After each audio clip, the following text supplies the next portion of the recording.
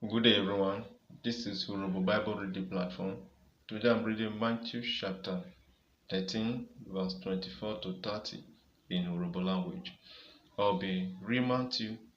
Uyobi ronyi yikwera owo ronyi ujegbeni rite ongba. Verse 24. Odejikpe ite ofa ke ayene uviere ojuwu oho okwo Ronkan Emamu Esiri Piyo Uju Ronyu.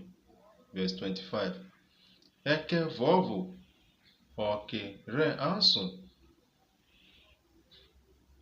Re Ikwu Wovirenu Obigre Ronyu Dari Kon Ego Kugbe Irosuna Odanyara.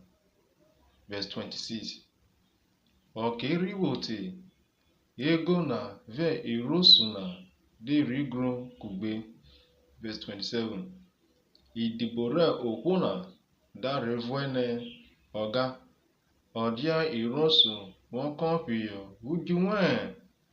Komavo ego rawoge wo. Verse 28. Oda take ayene obigre riru emuna. Idiboroyin data kene amari gbiregwie anye kufia. Verse 29. Others sin tane wide wie ego na ke onwa we irosu na bawi. Verse 30.